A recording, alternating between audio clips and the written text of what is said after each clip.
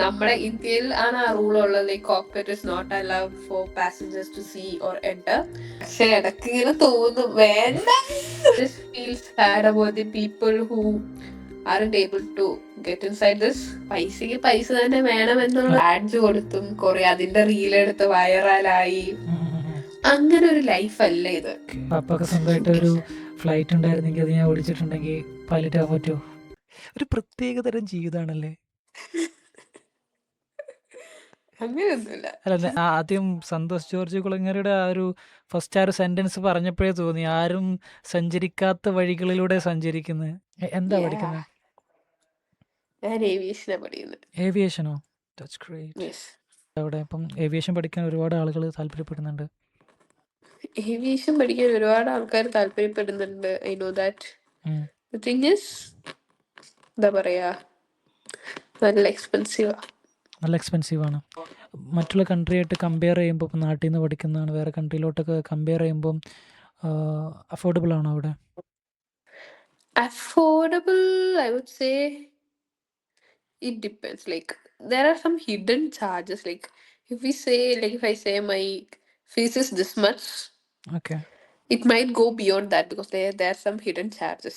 Affordable alla nalla, it's okay. Affordable aanu compared to India, it's more lesser, I would say. Okay. And the thing is, like South African, Tunisia, like Africa നോക്കുമ്പോ South African is one of the best for like എന്താ പറയാ pilot training. But the thing there is, just like കുറച്ചധികം scam South ആഫ്രിക്കയിലുണ്ട് ഞാൻ കേട്ടത് വെച്ച്. And ഇവിടെ എന്താ പറയാ, it's not that safe, that country is not that safe എന്ന് കേട്ടിട്ടുണ്ട്. ഓക്കെ, ഞാനൊരു ക്വസ്റ്റ്യൻ ചോദിക്കട്ടെ. ആസ് എ പൈലറ്റ് സ്റ്റുഡൻറ്റ്, ഇപ്പോൾ നാട്ടിൽ ഇന്ത്യയുടെ ഒരു ഇഷ്യൂ നടക്കുന്നില്ലേ? ഇപ്പം പൈലറ്റിൻ്റെ പിന്നെ ഡ്യൂട്ടി ടൈം കുറച്ച് കൂടുതൽ റെസ്റ്റിംഗ് അവേഴ്സ് കൊടുത്തിട്ടുള്ള ഒരു ഇഷ്യൂ നടക്കുന്നില്ല. അപ്പോൾ അതിൻ്റെ പേരിൽ ഇൻഡിഗോ ഫ്ലൈറ്റ് ഒരുപാട് പ്രശ്നത്തിൽ പെട്ടു. It was a rule given by the DGC. അതായത് നമ്മൾ എന്താ പറയാ, മിനിസ്റ്റർ ഓഫ് ഏവിയേഷൻ കൊടുത്തൊരു റൂളായിരുന്നു. പക്ഷെ എന്താ പറയാ, man power muscle power money power പറയുന്ന പോലെ IndiGo had that power. Like IndiGo is like one of the best airlines in India. So അവർക്ക് തോന്നി ആ റൂള് പറ്റില്ല എന്ന് തോന്നിയോണ്ട് ലൈക്ക് ഞങ്ങക്ക് ഫ്ലൈറ്റ് ഓപ്പറേറ്റ് ചെയ്യാൻ പറ്റില്ല. സോ അവർക്ക് ഫ്ലൈറ്റ് ഓപ്പറേറ്റ് ചെയ്യാൻ പറ്റില്ല. സോ ഇങ്ങനെ കുറച്ചാൽ ഞങ്ങൾ ഫ്ലൈറ്റ് ഓപ്പറേറ്റ് ചെയ്യും, അല്ലെങ്കിൽ ഇതേമാതിരി നിങ്ങൾക്ക് കംപ്ലൈന്റ്സ് പോവും ലൈക്ക് ഫ്രം എന്താ പറയാ കസ്റ്റമേഴ്സ്, ലൈക്ക് പീപ്പിൾ. അപ്പോൾ അവരത് അങ്ങനെ ഒരു ഡിലേ വന്നത് പിന്നെ അവരറിഞ്ഞുകൊണ്ട് പിന്നെ ബിസിനസ് സൈഡിൽ നിന്ന് ചെയ്തതാന്ന് തോന്നുന്നുണ്ടോ? ഉറപ്പായിട്ടും. ഓക്കെ. അപ്പോൾ ഒരിക്കലും അവർക്ക് പിന്നെ പൈലറ്റിനെ ഹയർ ചെയ്യാൻ പറ്റാത്തതുകൊണ്ട്, അല്ലെങ്കിൽ ഇത് മാനേജ് ചെയ്യാൻ പറ്റാത്തതിൻ്റെ ഒരു ഇഷ്യൂ ആണെന്നൊക്കെ തോന്നുന്നുണ്ടോ? ഒരിക്കലും അവർക്ക് ഹയർ ചെയ്യാൻ പറ്റാത്തതുണ്ട്. കാരണം like there are lot of pilots, like ജോലി ഇല്ലാണ്ട് നിൽക്കുന്ന കുറെ പൈലറ്റ്സ് ഉണ്ട്. ഇറ്റലി കുറെ മീൻസ് കുറെ. അപ്പോ ദ തിങ് ഈസ്, ഇവർക്കൊക്കെ ജോലി കിട്ടാൻ തീരാവുന്ന പ്രശ്നമേ ഉള്ളൂ. ഇനി കോഴ്സ് കംപ്ലീറ്റ് ചെയ്ത് അവിടെ തന്നെ വർക്ക് ചെയ്യാനാണ് പ്ലാൻ, അത് പുറത്ത് പോകും? നെവർ. ലൈക്ക് അങ്ങനെ ഒരു ഓപ്പർച്യൂണിറ്റി കിട്ടില്ല. കിട്ടിയാലും I won't prefer staying here. Like നാട്ടിൽ നിന്ന് മാറി ഇപ്പൊ നാട് എത്രത്തോളം മിസ് ചെയ്യുന്നു എനിക്ക് മനസ്സിലായി. സോ ഈ പൈലറ്റ് ആവാൻ പഠിക്കുമ്പോൾ വെച്ചാൽ നമുക്ക് ഫിസിക്സിൽ മാത്തമാറ്റിക്സിലൊക്കെ നമുക്ക് പ്രോബ്ലം സോൾവിങ് പെട്ടെന്ന് ചെയ്യാൻ പറ്റുന്ന ഒരു സ്കില്ലുണ്ടാവണം എന്നൊക്കെ പറഞ്ഞു കേട്ടിട്ടുണ്ട്. വെച്ചാൽ നമുക്കൊരു ഫ്ലൈറ്റ് ഓടിക്കുമ്പോൾ ഇപ്പോൾ ഒരു ഇഷ്യൂ വരുമ്പോൾ അത് എത്രത്തോളം പെട്ടെന്ന് ചിന്തിച്ച് അതിനൊരു സൊല്യൂഷൻ കണ്ടെത്താൻ പറ്റുന്നുള്ളൊരു കഴിവ് ഒരു പൈലറ്റിന് വേണമെന്ന് പറഞ്ഞു കേട്ടിട്ടുണ്ട്. Decision making is a main key factor in pilot training. Like pilot ആവുന്നതിൽ decision making is a key factor. അതിൽ ഫിസിക്സും മാത്സും സോൾവ് ചെയ്യാൻ പറ്റുന്നത് അത് ലൈക്ക് വേണം. കാരണം നമുക്ക് എന്തെങ്കിലും പ്രശ്നങ്ങൾ വന്നു, ലൈക്ക് നമുക്കിപ്പോ ഫ്യൂൽ ജെറ്റിസൺ, അപ്പോ ആ സംഭവം ലൈക്ക് അതൊക്കെ ചെയ്യണമെങ്കിൽ നമുക്ക് ഇത്ര വെയിറ്റ് കുറയ്ക്കണം, അതൊക്കെ അത്യാവശ്യം ലൈക്ക് നമ്മള് പഠിക്കേണ്ട കുറെ കാര്യങ്ങളാണ്. മാത്സ്, എന്താ പറയാ, balance, CG, centre of pressure, gravity. നമ്മൾ ഈ ഒരു ഇൻഡസ്ട്രിയിലേക്കൊക്കെ ഇറങ്ങുമ്പോ നമ്മൾ ഇതിൽ നിന്ന് പഠിക്കുന്ന കുറെ കാര്യങ്ങൾ അതൊക്കെ. പിന്നെ ഈ കൂടുതൽ എന്താ പറയാ, നമുക്ക് experience makes A man's perfect എന്ന് പറയുന്ന പോലെ നമ്മൾ ഓരോ ക്രൈസിസിലൂടെ, അതായത് ഫ്ലൈറ്റിന്റെ ഉള്ളിൽ ഇരിക്കുമ്പോൾ എന്തെങ്കിലും സംഭവിക്കുമ്പോൾ നമ്മൾ ഓരോന്ന് overcome ചെയ്ത് like we'll get used to making decision Then as soon what as is the factor possible. behind you choose this profession? Like എന്താ പറയാ, എനിക്കിങ്ങനെ എല്ലാരും ചെയ്യുന്ന ജോലി വേണ്ടായിരുന്നു. I need something rare. അതുകൊണ്ട് And ഏവിയേഷൻ I'm എടുത്തു. not because of that. ഉം. ഈ ചെറുപ്പത്തിലേ ഭയങ്കര ആഗ്രഹമായിരുന്നു അത്. From a ഉം. very young age. Okay. Very young age means like from 9 years, 8 years. Like Pallavi. അപ്പളേ തൊട്ട് somewhat like that, I would Okay. say. A different story. അപ്പോ yeah, ഉം. like Pallavi പോലെ like when she entered her like aircraft first, like she saw the cockpit, right? Yeah. Even I have seen that when I took my first flight. Okay. Okay, എങ്ങോട്ടായിരുന്നു പോയിരുന്നത്? it was to Saudi. Okay. So അപ്പോൾ അവരോട് ഞാൻ അങ്ങനെ ആരുടെങ്കിലും ചോദിച്ചോ, കാണാൻ പറ്റുമോ അങ്ങനെ എന്തെങ്കിലും ചോദിച്ചോ? no, അവരായിട്ട് കാണിച്ചു തന്നതാ. കാണിച്ചു തന്നു. Wow. To Saudi Airlines, like നമ്മുടെ ഇന്ത്യയിൽ ആണ് ആ റൂൾ ഉള്ളത്, like cockpit is not allowed for passengers to see or enter, but in other countries it is possible. So Okay. അങ്ങനെ കണ്ടതാ. Okay. അങ്ങനെ ഭയങ്കര ആഗ്രഹമായിരുന്നു. പിന്നെ ആഗ്രഹം വീട്ടിൽ സമ്മതിക്കാതെ വന്നു.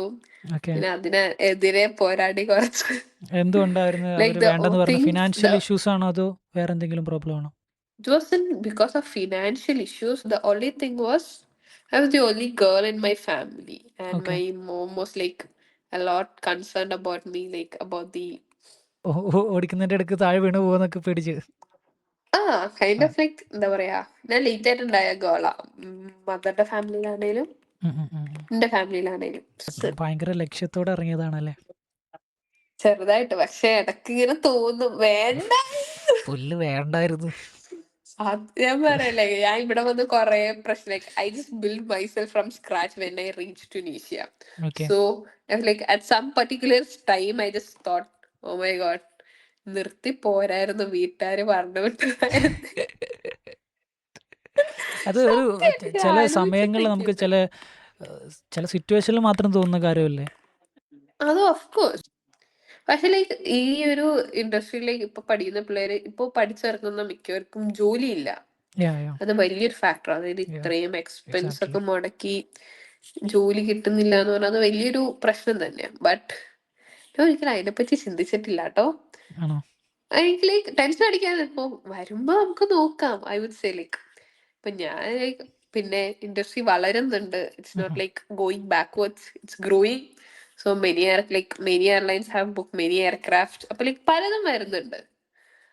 ലൈക്ക് സമയാവട്ടെ അപ്പൊ നമുക്ക് നോക്കാം എന്നുള്ളൊരു ഐ വാസ് ലൈക്ക് ആദ്യം ചോറ് വരട്ടെ, എന്നിട്ട് നമുക്ക് കറികൾ കൂട്ടി ചോറ് തിന്നാം, എന്നിട്ട് നമുക്ക് പായസത്തിനെ പറ്റി ആലോചിക്കാം. ആ പോയിന്റ് പറഞ്ഞപ്പോൾ ഞാനൊരു കാര്യം ഓർത്തത്. അപ്പം ഇപ്പോൾ ഏവിയേഷന് പഠിക്കാൻ വേണ്ടിയിട്ട് ഒരുപാട് ആഗ്രഹിക്കുന്ന ഒരുപാട് സ്റ്റുഡൻസ് ഉണ്ട്, ഒരുപാട് ആളുകളുണ്ട്. അത് മെയിൻ ഫാക്ടർ എന്ന് എനിക്ക് തോന്നുന്നു. മെയിൻ കാര്യം ഫിനാൻഷ്യൽ ഇഷ്യൂസാണ്. കാരണം അത്രയും ഈ ഫീ എന്ന് പറഞ്ഞാൽ അത്രത്തോളം ഹൈ ആണ്. അപ്പം ഇത്ര ഫീ താങ്ങാത്തവർക്ക് ഇതിന് എന്തെങ്കിലും വേറെ ഓപ്പർച്യൂണിറ്റീസ് ഉണ്ടോ? ഇതിലോട്ട് എത്തിപ്പെടാൻ എന്തെങ്കിലും ഓപ്ഷൻസ് ഉണ്ടോ?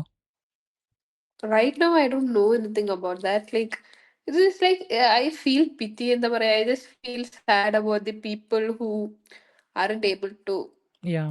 get inside this. എനിക്ക് ഭയങ്കര വിഷമമുണ്ട്. കാരണം ഇത് എന്താ പറയാ, പൈസ ഒരു ഫാക്ടർ തന്നെയാണ് Yeah, ഇതില്. exactly. Yeah.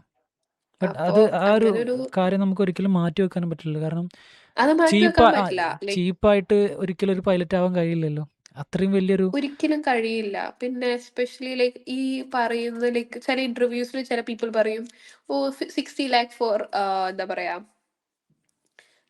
Flight training, 1-2 lakhs for ground classes, exam clearing. ഇതൊന്നുമല്ല. there are hidden charges. അതായത് നമ്മൾ ഈ ഫീ അല്ലാതെ വേറെ എക്സ്ട്രാ വരുന്നുണ്ട് നമ്മൾ ജോയിൻ ചെയ്തതിന് ശേഷം. ഓഫ് കോഴ്സ് ലൈക്ക് നമ്മളിപ്പോ പറയട്ടെ, ഇപ്പൊ ഞാനിപ്പോ ഒരു ഹെഡ്സെറ്റ് തന്നെ ഇതില് വാങ്ങുവാണെങ്കിൽ like cost almost 30K. Okay. അതൊന്നും ഇതിൽ പറയുന്നില്ല. അങ്ങനെ പലതും ഉണ്ട് ഇതിൽ വേണ്ടത് തന്നെ. ഓക്കെ. അപ്പൊ ഇതൊന്നും ഇതിൽ പറയാത്ത സംഭവങ്ങളാ. ഓക്കെ. അപ്പൊ ലൈക്ക് ഇപ്പൊ ഒരാളൊരു 60K ലോൺ എടുത്ത് വരുവോ, like they are able to afford, like പെട്ടെന്ന് ഒരു 30K ഒക്കെ ഫാമിലിന്ന് അഫോർഡ് ചെയ്യാൻ പറ്റുന്നില്ല. അപ്പൊ ലൈക്ക് അറ്റ് ദാറ്റ് മന്ത് അവരുടെ ലൈക്ക് എന്താ പറയാ ട്രെയിനിങ് ഡിലേ ആവുക. അപ്പൊ ആ ഡിലേ ആവുമ്പോ ഈ 60 lakh വീണ്ടും ഇൻക്രീസ് ആവുക. Like there are many things which like പൈസക്ക് പൈസ തന്നെ വേണം എന്നുള്ളത് അപ്പോൾ ഒരു വളരെ ഒരു വലിയ ഒരു സത്യമാണ്. കടമൊക്കെ മേടിച്ച് ലോണൊക്കെ എടുത്ത് കഷ്ടപ്പെട്ട് ഏവിയേഷൻ വരുന്നവരോട് ഒരിക്കലും സജസ്റ്റ് ചെയ്യാൻ പറ്റാത്തതല്ലേ, റെക്കമെൻഡ് ചെയ്യാൻ പറ്റാത്തതല്ലേ ശരിക്കും ഈ ഫീൽഡ്? ലോൺ എടുത്ത് വരുന്നത് നോന്ന് ഞാൻ പറയില്ല. ലൈക്ക് ഞാൻ ലോൺ എടുത്താ വന്നേ. But the thing is like if you are financially stable like അത്യാവശ്യം സ്റ്റേബിൾ ആണ് ഫാമിലി ആൻഡ് ലൈക്ക് ഫോർ എന്താ പറയാ, ഒരു ചിലപ്പോൾ ലൈക്ക് ചിലവർക്ക് ഈ 60 ലാക്ക് ഒരുമിച്ച് എടുക്കാൻ പറ്റാത്തതുകൊണ്ടായിരിക്കും ലോൺ എടുക്കുന്നത്.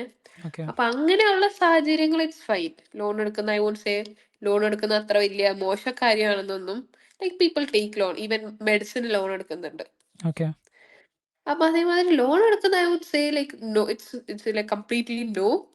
But the thing is loan അല്ലാണ്ട് നമുക്ക് പേ ചെയ്യാൻ പറ്റാത്ത ഒരു അവസ്ഥ വരുമ്പോൾ അത് പേ ചെയ്യാൻ പറ്റണം. ലൈക്ക് അതാ ഞാൻ ഉദ്ദേശിച്ചത്, ഒരു ഫൈനാൻഷ്യൽ സ്റ്റെബിലിറ്റി എന്ന് ഞാൻ ഉദ്ദേശിച്ചത്. ഓക്കെ അപ്പോൾ ഈ ലോൺ ഒരു എടുക്കുന്ന I would say it's a bad thing. കാരണം ലോൺ എടുത്ത് പൈലറ്റ് ആയ കുറെ പേരെ എനിക്കറിയാം, like and they have repaid it.